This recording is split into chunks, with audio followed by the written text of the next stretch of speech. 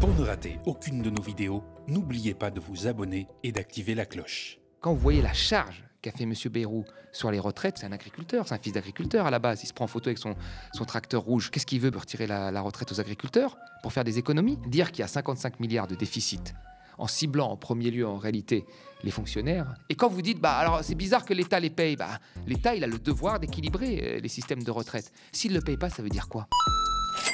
Bonjour tout le monde, je suis ravie de vous retrouver pour un nouvel épisode de l'Instant Porcher. Avec tous les discours qu'on entend autour de nous, notre meilleure arme, c'est de les connaître et de les comprendre. Vous le savez, le média ne vit que par votre soutien. C'est le prix d'une information libre et indépendante. Pour soutenir votre média de manière pérenne, vous pouvez vous abonner à partir de 5 € par mois ou même devenir sociétaire de notre coopérative. Rejoignez-nous dès maintenant sur soutenez.lemediatv.fr. Bonjour Thomas. Salut Lisa. Alors avec toi aujourd'hui au programme, le PS décide de continuer les négociations avec les macronistes et n'a pas censuré le gouvernement jeudi dernier. On est allé tendre aussi le micro à l'Assemblée nationale, mais également à l'Élysée. C'est parti.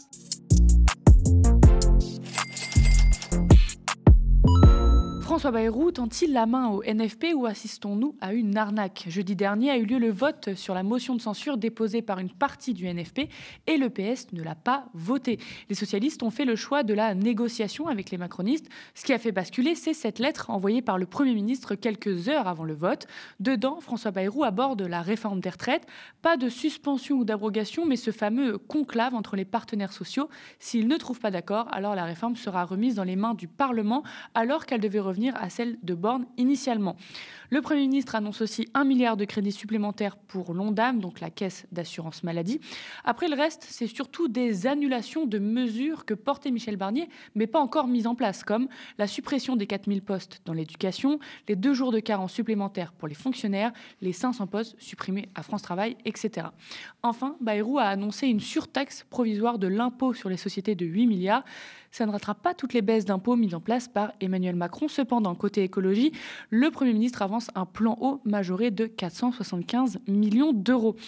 Thomas, avant de parler de la décision du Parti socialiste et ses conséquences, qu'est-ce que tu penses là des mesures dans la lettre de M. Bayrou? Alors, ce qu'il faut comprendre déjà, c'est que les recettes ont été votées au Sénat. Les recettes de l'ancien budget de Barnier ont été votées au Sénat. Elles sont reprises telles quelles par Bayrou. C'est-à-dire que tout ce qui va se négocier va se faire sur la dépense. Et donc, si vous retirez un certain nombre de choses qui étaient prévues sur les dépenses, là, on parle d'une économie qui se chiffre à un peu plus de 2 milliards, et il va falloir faire, par un jeu de vase communicant, des coupes ailleurs. Donc là, dans un premier temps, et c'est le jeu de la stratégie politique, Bayrou, il se dit, je donne des concessions, mais ces concessions, il ne faut pas être dupe. Elles vont être rattrapées ailleurs uniquement sur les dépenses et pas compensées par des recettes, puisque les recettes sont prises telles quelles, puisqu'elles ont été votées par le Sénat et il a lui-même dit qu'il prenait telles quelles. Donc la vraie question, c'est, dans tout ça, elle n'est pas vraiment économique, elle est plutôt politique. Que veut le PS? Le PS veut se détacher de Mélenchon, très clairement, et tenter peut-être son aventure personnelle. Alors, je ne sais pas comment ça se passe à l'intérieur, mais à mon avis, c'est ça. En pariant sur le fait que ils ont 2 ans pour trouver une autre voie, parce que si demain il y a une dissolution et que là ils se représentent, normalement, c'est ce qu'a dit Jean-Luc Mélenchon, il leur mettrait des concurrents et il y a des risques de perdre leur circonscription et je pense qu'ils l'ont en tête. Mais là ils partent du principe que Macron démissionne pas et donc ils ont 2 ans pour ouvrir une autre voie. Et le but de Bayrou, c'est aussi de tenir, de jouer la montre. C'est pour ça qu'il dit la retraite c'est les partenaires sociaux, j'ai pas d'avis. Ça va aller jusqu'en mai, tranquille. Et lui, il essaie de tenir au moins jusqu'en juillet pour tenir plus que Barnier. Et pareil, pour essayer d'imprimer une marque et peut-être de se présenter en 2027. Donc, il y a beaucoup de... C'est un peu une espèce de grand théâtre. Mais ce que l'on constate dans tout ça, c'est que, si il y a des concessions qui sont faites, elles seront rattrapées sur d'autres dépenses. Ça, c'est sûr, puisque les recettes sont déjà là. Et la deuxième chose, c'est que le PS a choisi de sortir du NFP pour aller sur une ligne individuelle. Moi, quand j'ai vu cette lettre, je me suis dit qu'il n'y avait aucune mesure dans le sens du programme du NFP, mais plutôt des mesures qui limitent la casse du projet pas encore mis en place par Barnier, limitent la casse d'un point de vue antilibéral, bien sûr. Les socialistes, eux, ils y voient des victoires quand les macronistes saluent, je cite, une nouvelle façon de travailler à base de compromis et d'efforts. Pour l'instant, c'est surtout le programme d'Emmanuel Macron qui reste, libéral et austéritaire, on l'a déjà dit ici. À voir les discussions autour du budget, du coup, qui seront fondamentales, où les socialistes ont prévenu qu'ils pourraient censurer à ce moment-là, pareil, il faudra regarder. Mais est-ce que, moi la question que je me suis posée, est-ce que François Bayrou ne les utilise pas pour feindre de se tourner à gauche? On est allé traîner le micro à l'Assemblée. Vous savez ce qui est nouveau aujourd'hui dans les négociations en cours entre le groupe socialiste, une partie de la gauche et le gouvernement, c'est qu'on accepte de voir à la table du gouvernement des membres de l'opposition, notamment membres aujourd'hui du bloc de gauche. Et donc ça, évidemment, c'est quelque chose de nouveau. Et puis par ailleurs, lorsqu'on fait en sorte de proposer un certain nombre de gages à cette gauche à travers ce cycle de négociations, quand je pense notamment à la suppression des 3 jours de carence, au retour en arrière sur les 4000 suppressions de postes dans l'éducation nationale, mais encore... Ça, c'était pas encore des choses effectives. Pardon ? Ça, c'était pas encore des choses qui étaient mises en place, c'était le projet Barnier de base.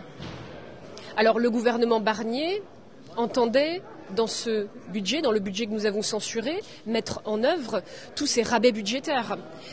Et aujourd'hui, nous avons obtenu de la part du gouvernement qu'il revoie cette position. François Bayrou a été clair, il veut désendetter le pays. Et il était au départ difficile qu'il entende faire des compromis à l'égard des Françaises et des Français. Et aujourd'hui, avec la feuille de route qu'il nous a donnée cet après-midi, je vous rappelle que c'est une feuille de route qui nous a été transmise par écrit, c'est pas rien quand on grave dans le marbre des engagements. Eh bien, je crois que nous sommes dans le bon sens pour que le débat budgétaire puisse démarrer dans de bonnes conditions. Maintenant, le groupe socialiste reste un groupe d'opposition. Et quand on est dans l'opposition, ça veut dire que les outils que nous avons en tant qu'opposition restent des outils activables à tout moment. Et il faut le dire, aujourd'hui, nous pouvons activer la censure dès lors que nous ne trouverons pas notre compte dans le débat budgétaire qui s'ouvre. Si vous lisez cet après-midi le courrier que le Premier ministre nous a adressé, il ne s'agit pas de miettes.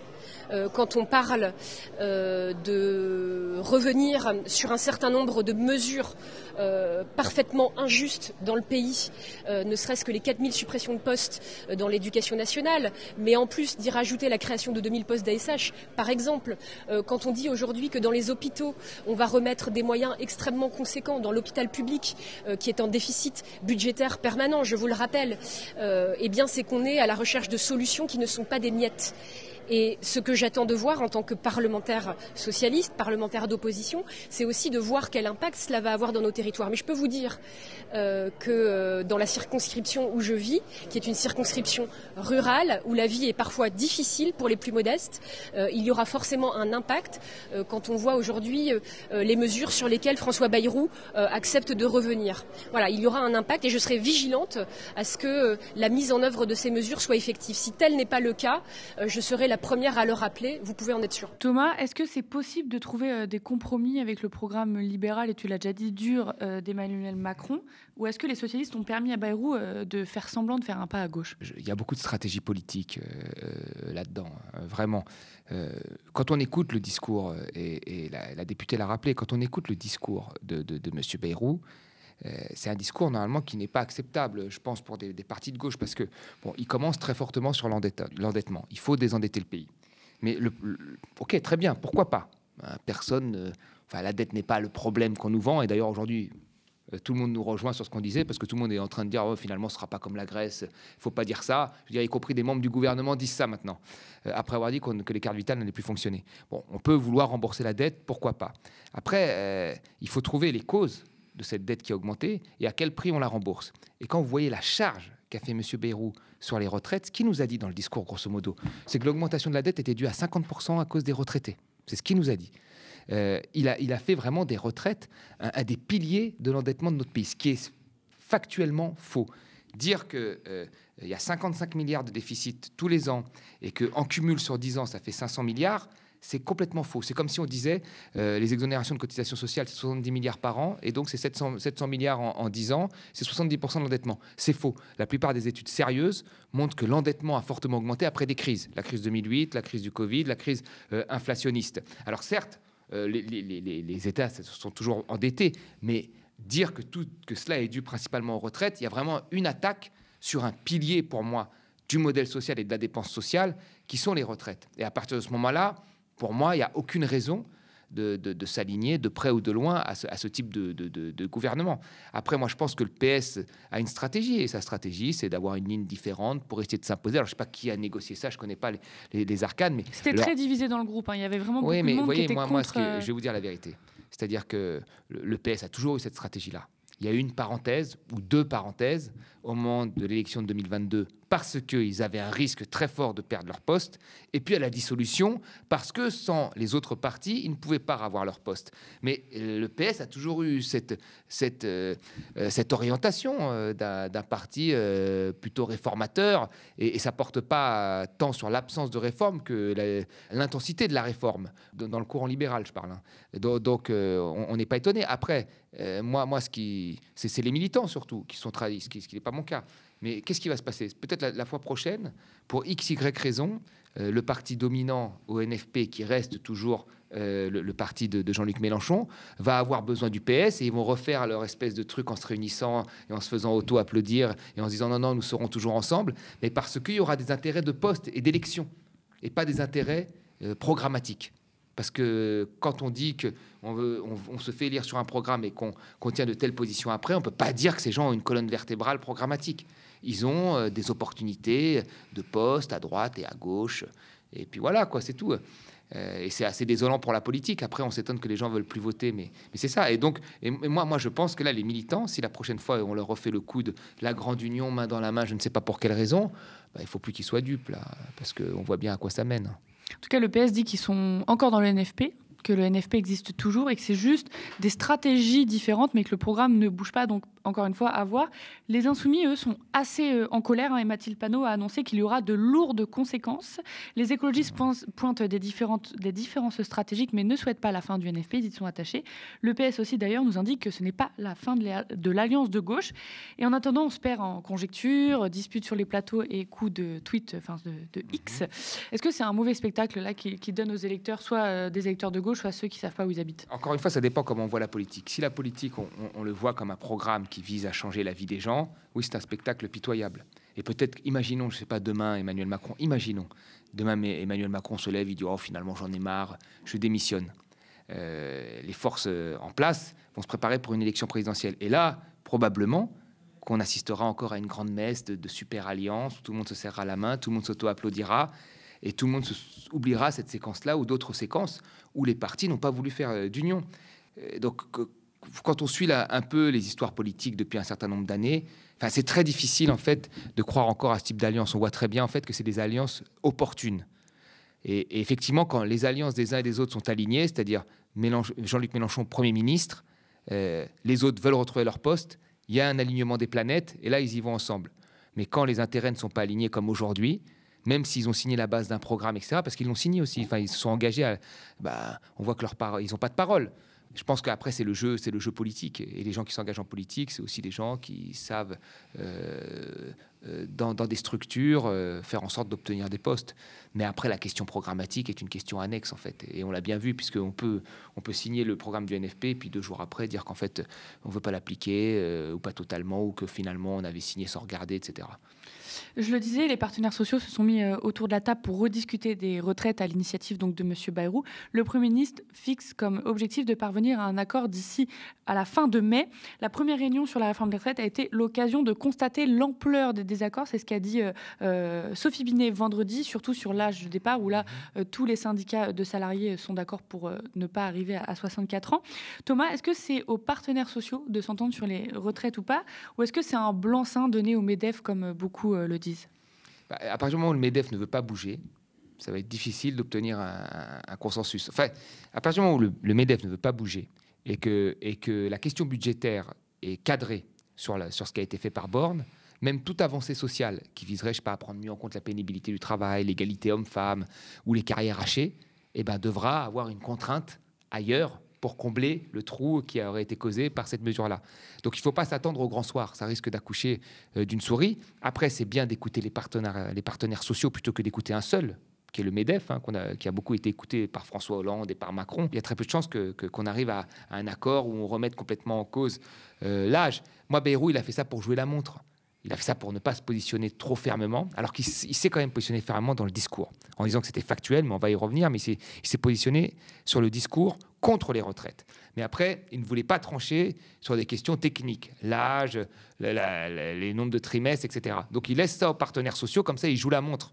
Et il ne vexe pas le PS qui ne va pas le censurer. Je pense qu'il y a une stratégie politique comme ça. Maintenant, sur les chiffres qu'il a utilisés, c'est des chiffres d'une grande malhonnêteté. Dire qu'il y a 55 milliards de déficit en ciblant en premier lieu, en réalité, les fonctionnaires, mais aussi d'autres métiers, hein, je vais te le dire tout de suite. C'est-à-dire qu'on ne peut pas à un moment mettre en place des politiques qui organisent, qui créent les déficits.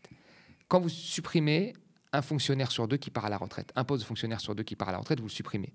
Ben, vous avez moins d'actifs fonctionnaires et plus de retraités. Et donc, vous avez un déficit du système de retraite des fonctionnaires.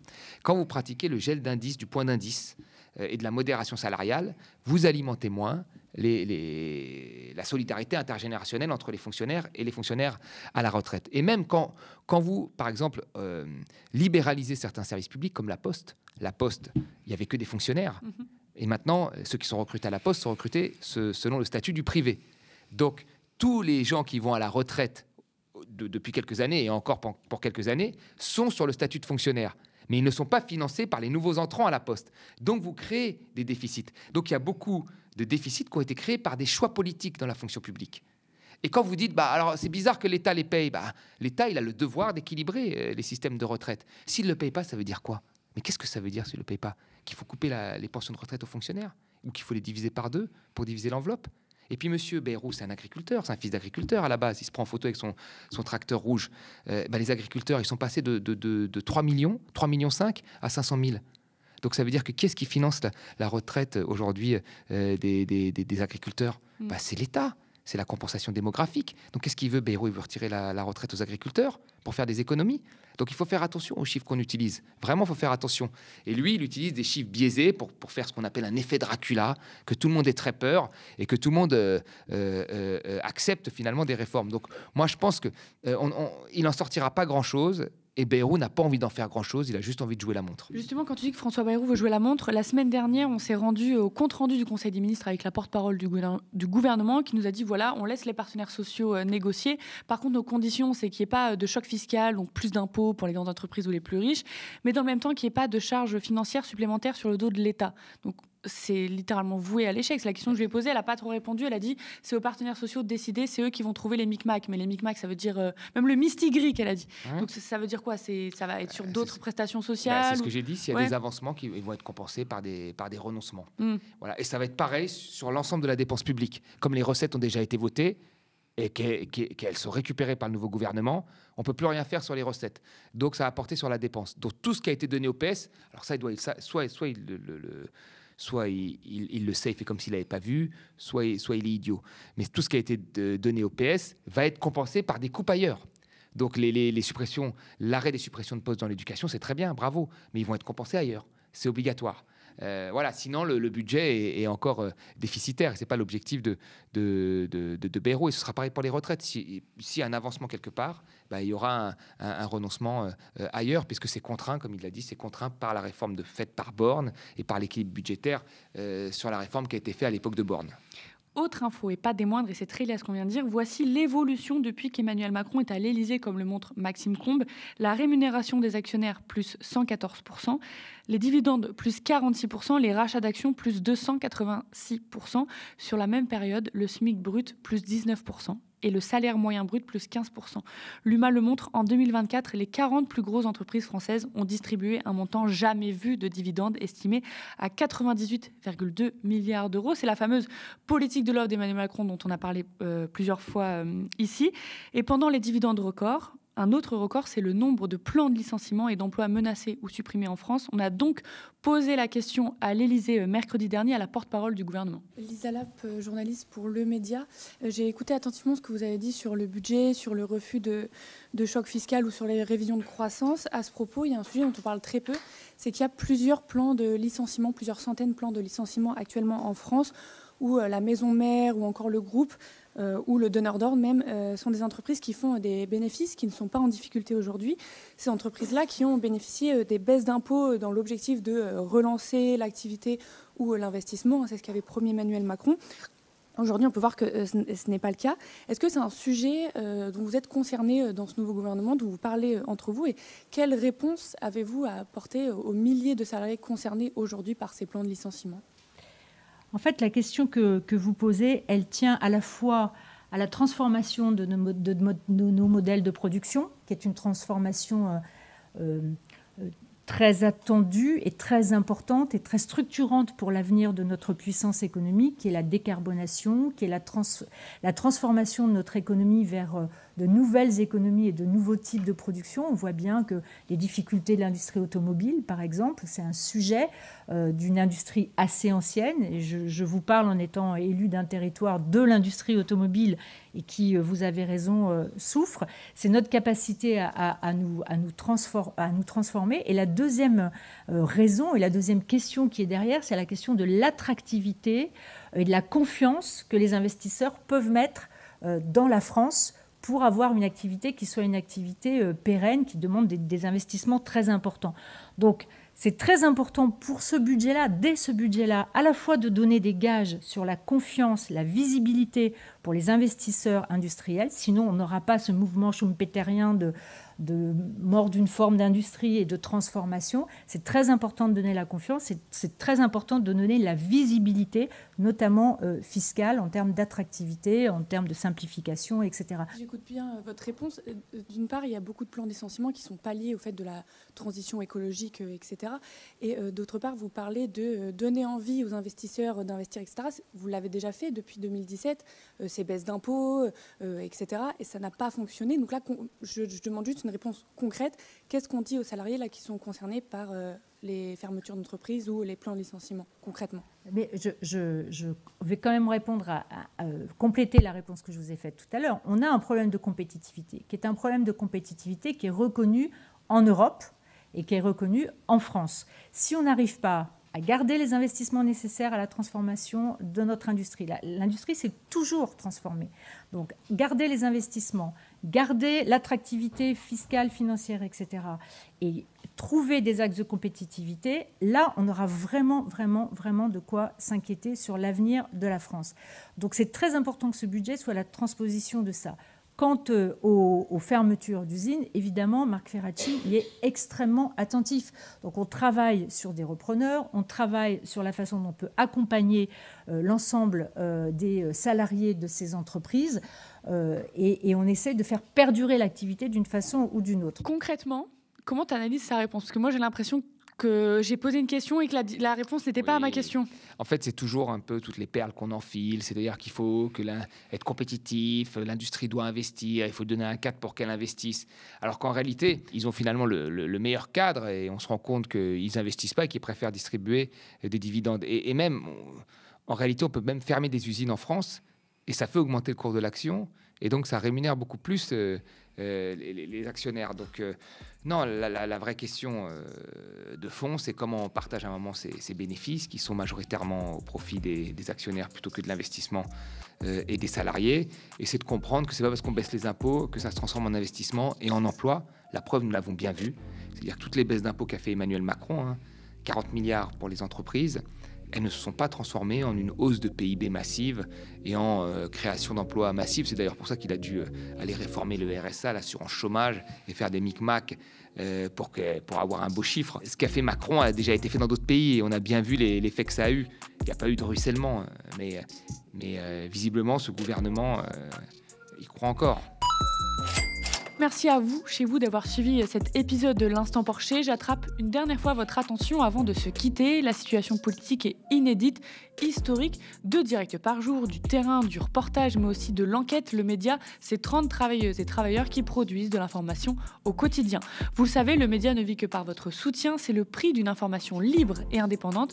Pour soutenir votre média de manière pérenne, vous pouvez vous abonner à partir de 5 € par mois ou même devenir sociétaire de notre coopérative. Rejoignez-nous dès maintenant sur soutenez.lemediatv.fr. Spectateurs, abonnés, donatrices et sociaux, je vous dis à la semaine prochaine.